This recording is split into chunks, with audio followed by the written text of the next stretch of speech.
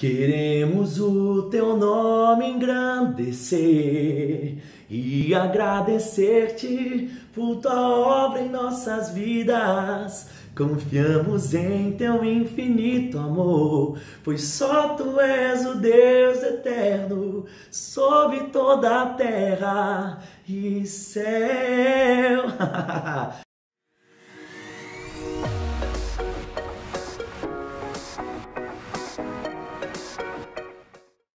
Querido, como é bom começar todos os nossos dias cantando aquilo que Ele é, aquilo que Ele tem feito, de fato lembrando, querido, de quão bom é o nosso Deus. Que bom que você está aqui, que bom que você está decidindo todos os dias se expor a essas verdades, a palavra de Deus. Eu te encorajo a não desistir, querido. Nós começamos esse ano para dar certo e nós vamos concluir este ano lendo a Bíblia em um ano. Então vem comigo, você que está começando hoje, corre lá, assiste todos os vídeos, 2, 3 por dia, vai lá, querido, na nossa playlist, se atualiza para que a gente continue junto nessa caminhada, aprendendo de tudo que Deus tem pra gente. Quero já pedir, se você ainda não é inscrito, se inscreve no canal, ative o sininho para você ser avisado. Todo dia tem um vídeo novo aqui para edificar a sua vida. Tem dia que tem mais de um vídeo, gente. Tudo isso para você e por você. Porque nós estamos fazendo isso porque um dia Deus falou comigo e falou, ó, grava os vídeos só para abençoar o meu povo, porque eles precisam disso. E enquanto Deus continuar com isso no meu coração, eu tô aqui. Não é na hora que Ele fala para de gravar vídeo, eu paro, porque a minha vida pertence a Ele, eu só faço o que Ele manda. Tá bom? Então vamos lá, sem mais delongas e demoras, não é? Lucas capítulo de número 22 agora. Nós terminamos, né, o 22, nós vamos para o 23, a partir do versículo de número 1. Tá preparado? Pega a sua Bíblia aí, aumenta o som, você que está ouvindo. Tem gente que está ouvindo, caminhando, correndo, na academia, lavando louça. Ó, parabéns para todo mundo aí que está participando, tá ficando fiel, né? Se você está acompanhando todo dia, já solta aqui no comentário, tô junto, tô firme, pastor, né? E eu tenho certeza que isso vai animar outras pessoas a também continuar. Então vamos lá, Lucas capítulo de número 23, a partir do verso de número 1, e ele vai dizer assim, ó: levantando-se toda a assembleia, levaram Jesus até Pilatos, e ali passaram a acusá-lo, dizendo: encontramos esse homem pervertendo a nossa nação. Ele estava vedando pagar tributo a César e afirmando que ele é o Cristo, o rei. Então lhe perguntou Pilatos: és tu o rei dos judeus? Respondeu então Jesus: você que está falando. Ele diz no verso 4: disse então Pilatos aos principais sacerdotes e à multidão: não vejo neste homem crime algum. Insistiam, porém, cada vez mais, dizendo: ele alvoroça o povo, ensina por toda a Judéia, desde a Galiléia, onde começou, até aqui. Tendo Pilatos ouvindo isso, perguntou se aquele homem era galileu, ao saber que era da jurisdição de Herodes, estando este naqueles dias em Jerusalém, lhe remeteu ao outro. Herodes, vendo que Jesus sobremaneira se alegrou, pois havia muito, que queria vê-lo por ter ouvido falar, e ao seu respeito esperava também vê-lo fazer algum sinal. E de muitos modos o interrogava então, e Jesus, porém, lhe nada respondia. Os principais sacerdotes e escribas ali presentes o acusavam com grande veemência, mas Herodes, juntamente com os da sua guarda, tratou-o com desprezo. Escarnecendo dele, fê-lo vestir-se um manto aparatoso e devolveu então para Pilatos. Naquele mesmo dia, Herodes e Pilatos se reconciliaram, pois antes viviam em inimizade um para com o outro. Gente, isso aqui é muito doido, pouca gente fala. Olha que louco. Jesus manifestava milagre e poder onde ele passava. O cara passou, foi lá, Pilatos e Herodes, e só para o cara passar na presença deles, os dois se reconciliaram. Gente, onde o crente passa, paz passa com ele. E ele continua no versículo 13. Então, reunindo Pilatos, os principais sacerdotes e autoridades do povo, lhes disse: apresentaste esse homem como agitador do povo, mas tendo interrogado na vossa presença, nada verifiquei contra ele dos crimes que o acusais. Nem tampouco Herodes o tornou a enviar a mim. E é, pois, claro que nada ele se verificou ao ponto de ser digno de morte.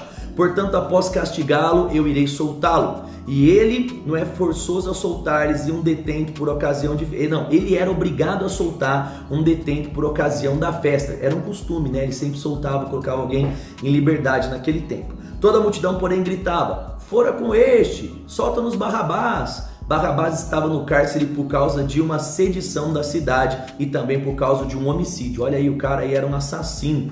Desejando, pois, Pilatos soltar Jesus, insistiu ainda. E eles, porém, gritavam ainda mais forte: crucifica, crucifica.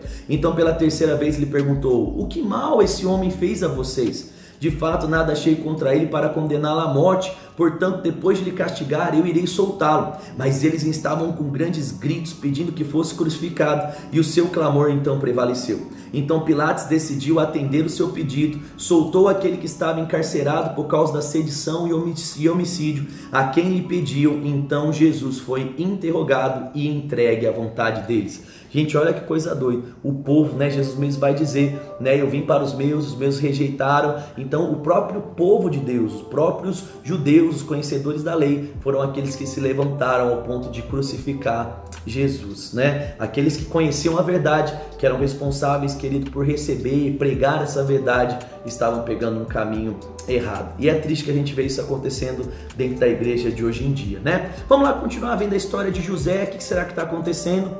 Nós vemos que ele interpretou o sonho, não é, do copeiro, e aí o copeiro esqueceu dele, né? Interpretou o sonho do padeiro, falou que o padeiro ia morrer, e o padeiro morreu, né? Se você não viu o nosso vídeo passado, corre na playlist ali e acompanha para você não perder nada, porque ler a Bíblia é bom demais. Agora, Gênesis 41, a partir do verso número 1, ele vai dizer: passado 2 anos completos, olha aí, depois que José revelou o sonho do copeiro, ele ficou mais 2 anos na prisão. Então, passando 2 anos completos, Faraó teve um sonho. Parecia-lhe achar-lhe um pé junto ao Nilo. Do rio subiam 7 vacas formosas à vista e gordas e pastavam no carriçal. Após elas subiam do rio outras 7 vacas, feias à vista e magras. Pararam junto às primeiras na margem do rio. As vacas feias à vista e magras comiam as 7 vacas formosas, que eram gordas. Então acordou Faraó e, tornando a dormir, sonhou outra vez. De uma vez só saíam 7 espigas cheias. Após elas nasciam 7 espigas mirradas, crestadas do vento oriental. As espigas mirradas devoraram as 7 espigas cheias e grandes. Então acordou o Faraó, fora isso teve um sonho. De manhã, achando-se ele de espírito perturbado, mandou chamar todos os magos do Egito e todos os seus sábios e lhes contou os sonhos, mas ninguém havia de interpretar. Então disse a Faraó ao copeiro-chefe: lembra-me hoje das minhas ofensas. Estando Faraó muito indignado contra os seus servos, os colocaram na prisão da casa do comandante da guarda, a mim e ao padeiro-chefe. Tivemos um sonho na mesma noite, eu e ele, sonhamos cada um com sua própria significação. Achava-se conosco um jovem hebreu, servo do comandante da guarda. Contamos-lhes os nossos sonhos e ele nos interpretou, cada um segundo o seu sonho. E exatamente como interpretou, assim aconteceu. Eu fui restituído ao meu cargo e o outro foi enforcado. Então, verso 14. Então Faraó mandou chamar a José e o fizeram sair depressa da masmorra, e ele se barbeou, mudou de roupa e foi apresentar-se a Faraó. E este lhe disse: tive um sonho e não há quem interprete. Ouça agora, porém, ao teu respeito. Grandes ouves um sonho e você pode interpretá-lo. Respondeu-lhe então José: não está isso em mim, mas em Deus. Deus dará a resposta favorável a Faraó. Então contou Faraó a José: no meu sonho estavam eu de pé numa margem do Nilo, e eis que subiam 7 vacas gordas e formosas à vista e passavam no carriçal. Após isso subiram 7 vacas magras, feias, muito feias, e nunca vi outras assim tão disformes em toda a terra do Egito. E as vacas magras ruins comiam as primeiras 7 gordas, e depois de as terem engolido, não davam aparência de terem devorado, pois o seu aspecto continuava ruim, assim como no princípio. Então eu acordei. Depois vi em meu sonho 7 espigas que saíam da mesma haste, cheias e boas. Após elas nasceram 7 espigas secas, mirradas, crestadas do vento oriental. As 7 espigas mirradas devoraram as 7 espigas boas. Contei todos aos magos, mas ninguém pôde interpretar. Então ele respondeu José: o sonho de Faraó é apenas um. Deus manifestou a Faraó o que há de fazer. As 7 vacas boas serão 7 anos, as 7 espigas boas também 7 anos, o sonho é um só. As 7 vacas magras e feias que subiam após as primeiras serão 7 anos, bem como as 7 espigas mirradas, crestadas do vento oriental, serão 7 anos de fome. Essa é a palavra que acabo de dizer a Faraó, que Deus manifestou a Faraó que há de fazer. Eis que vem aí 7 anos de grande abundância em toda a terra do Egito. Seguir-se-ão de 7 anos de fome em toda a terra de abundância. Toda essa abundância será esquecida na terra do Egito, e a fome consumirá toda a terra. Não será lembrada a abundância da terra em vista a fome que seguirá, porque será gravíssimo. Irmão, olha aqui, imagina a ousadia desse cara chegar diante de Faraó e falar essas coisas, né? Eu falo para você, ser guiado por Deus, comunicar as profecias e as palavras, vai exigir de nós ousadia, mas a gente sabe que é de Deus, tá tudo bem, porque o fim é sempre bom. E ele diz no versículo 32, o sonho de Faraó foi dúplice, porque a coisa é estabelecida por Deus e Deus se apressa em fazê-lo. Agora, pois, escolha Faraó, um homem ajuizado e sábio, e coloque sobre a terra do Egito. Faça isso, Faraó, e ponha administradores sobre a terra, e tome a 5ª parte dos frutos da terra do Egito nos 7 anos de fartura. Ajuntem os administradores toda a colheita dos bons anos que virão. Recolham cereal debaixo do poder de Faraó para mantimento das cidades e o guardem. Assim o mantimento será para abastecer a terra nos 7 anos da fome que haverá no Egito, para que a terra não pereça de fome. Uau! O que a gente começa a ver aqui, Deus querido promovendo José, Deus levando ele ao lugar que nós vimos lá atrás, ele compartilhando, né, os seus irmãos, que eles iriam se dobrar, se curvar, que ele seria exaltado. Deixa eu falar uma coisa para você antes da gente avançar de Salmo. Querido, a sua fidelidade naquilo que está acontecendo vai determinar o sucesso ou o fracasso dos planos de Deus na sua vida. Muitas pessoas falam assim, ele tem propósito, não vai morrer, ou Deus deu uma profecia para ele, vai se cumprir de uma forma soberana. Isso não é verdade.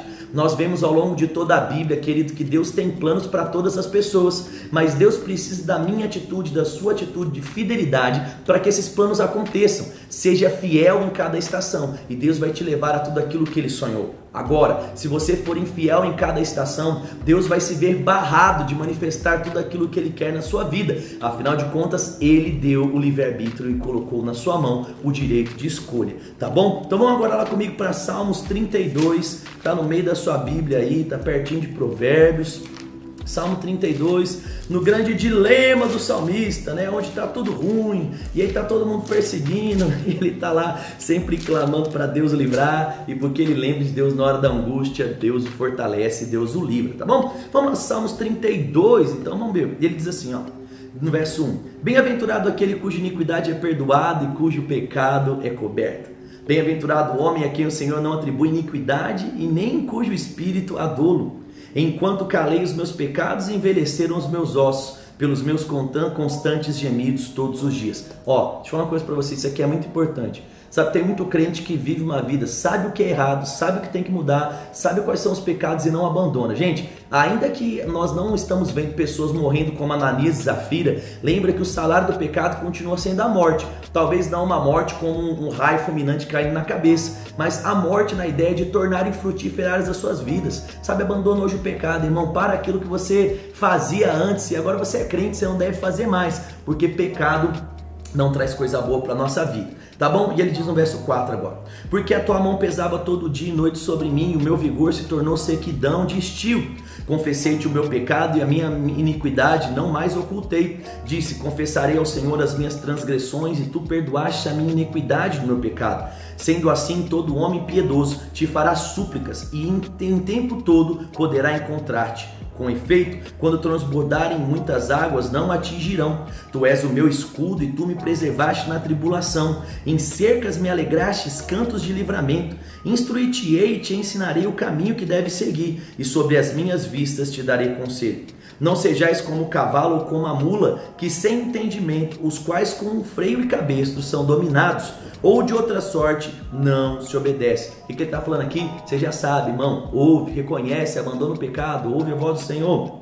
Verso 10, muito sofrimento terá de curtir o ímpio, mas os que confiam no Senhor, a misericórdia os assistirá. Alegrai-vos no Senhor e regozijai-vos os justos. Exultai todos vós que sois retos de coração. Então ele diz, ouve o Senhor e vai ficar tudo bem. Ele vai cuidar de você, Ele vai te animar, Ele vai te alegrar e você não vai ser destruído por causa do pecado. Sabe, querido, uma boa escolha que você pode fazer hoje é abandonar as práticas do velho homem, permanecer fiel, porque Deus honra fidelidade. Sabe, escreve aqui embaixo nos comentários, Deus é fiel. Sabe, querido, fala aí pra você todos os dias, eu sirvo a um Deus fiel.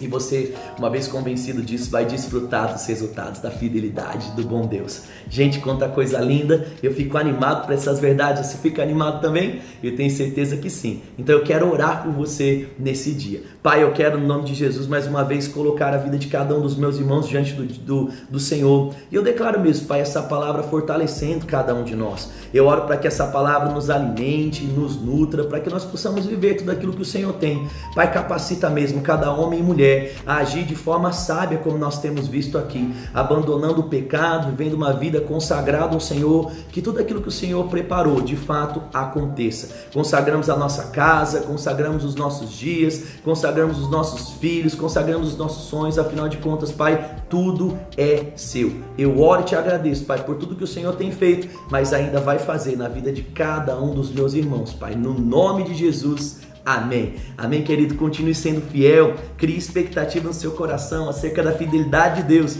Pode ser que pareça que os sonhos de Deus não estão acontecendo, mas fique tranquilo. Assim como foi com José, Deus encontrou ele lá naquele calabouço, lá naquela masmorra e começou a promover e levantá-lo. A sua fidelidade vai te conduzir ao melhor do Senhor. Amém? Então deixa o like se você assistiu até aqui, comenta algo aqui, compartilha, ativa o sininho, manda nas suas redes sociais e mais uma vez quero estender o convite para você. Todos os dias live às 7h07 no nosso Instagram. Nós estamos lá com um grupo de guerreiros que estão guardando a palavra, estão fielmente, querido, se alimentando de Deus todos os dias pela manhã para viver uma vida longa, próspera e abençoada. Amém, querido? Que bom que você está aqui. Parabéns pela sua fidelidade. Eu espero você amanhã no nosso próximo vídeo, no nome de Jesus.